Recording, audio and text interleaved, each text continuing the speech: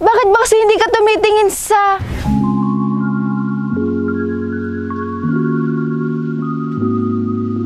Okay ka lang, miss? Oh my gosh, Trixie, are you okay? Siguro, kaya yan bumait sa'yo kasi nalaman niya na mayaman ka pala. Ang sama mo naman kay Mando, Tomas. Nagsiselos ka lang ata eh. It's all because of you, Carlos.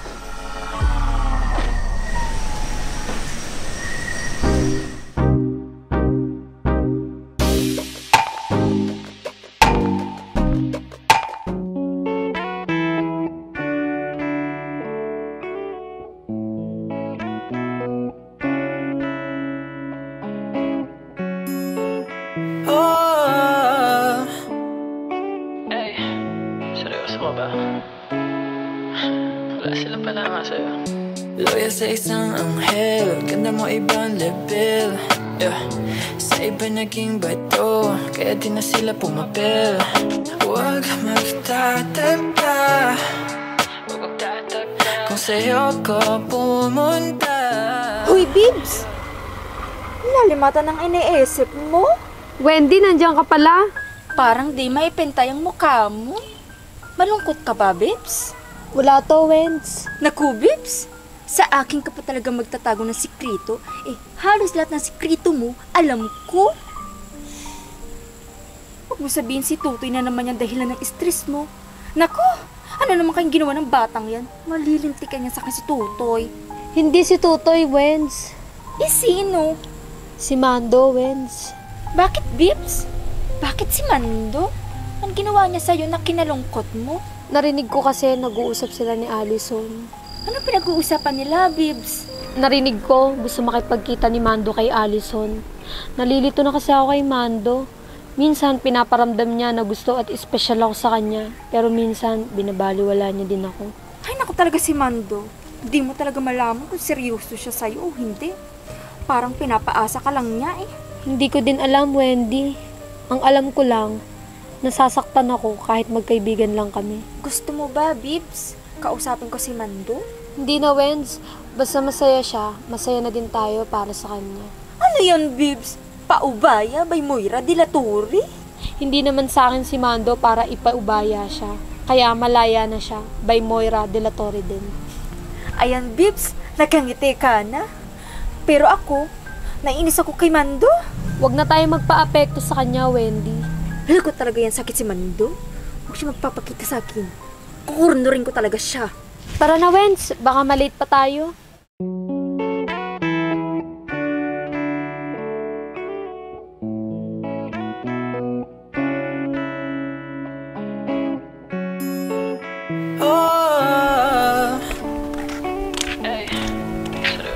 Bebang, pwede ba tayo mag-usap? Huwag muna ngayon, Mando. Pwede ba? Anghel, ganda mo ibang level, yeah. Sa iba naging bato, kaya di na sila pumapel. Huwag magtataka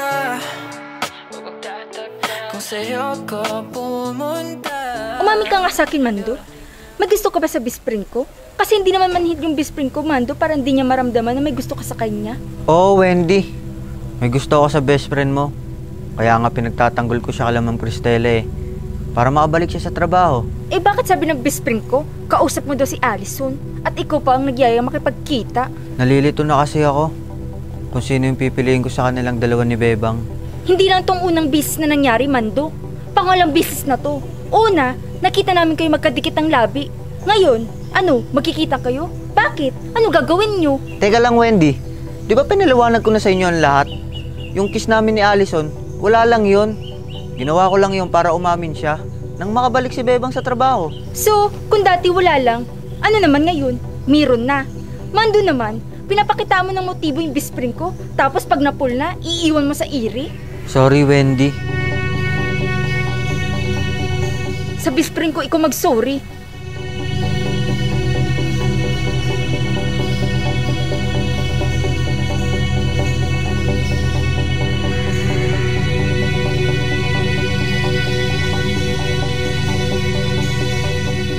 Oh, thank you for trusting us, sir. Our company will never disappoint you. Ma'am, excuse me po. Kamusta na po kayo? Ha? Ma'am, how ma'am are you po? I mean, bakit mo ako kinakamusta? No offense ha, it's okay lang naman. Ang weird lang. Ay, ma'am, nangangamusta lang po kung okay lang po kayo. At saka, syempre, baka po hindi pa kayo kumakain, ma'am. Ipaghahanda ko po kayo. I'm fine, Pido. Kailangan ko lang tapusan tong mga business proposals ko. Okay po, ma'am. Oo nga pala. Sumahod ka na ba, Pido?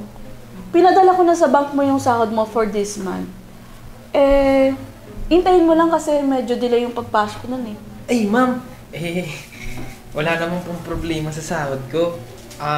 Nangangamusta lang po talaga ako, ma'am. Okay.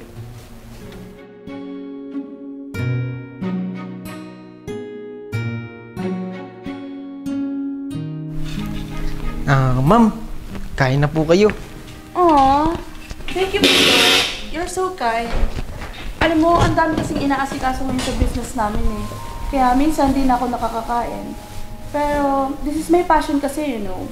Kaya minsan kahit di na ako makakain, basta matapos lang ako sa mga works ko. Ay, ganun po ba, ma'am?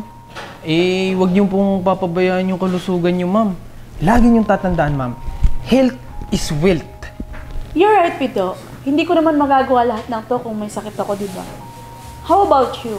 Para kanino ka nagwo-work? Ay, ma'am, una po sa lahat, nag-work po ako para kay Wendy.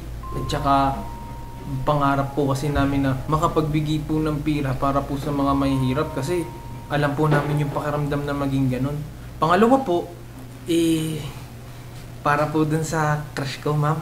Aw, you and Wendy have a generous heart. Surely God will bless you for that. Speaking of crush, may crush ka? Aren't you too old for that? Opo, ma'am. Sa totoo lang, first time po nga po mag-crush eh. Tsaka, ang bait po ng crush ko, ma'am. Do you mind describing your crush? Yes po, ma'am. May mind din po siya.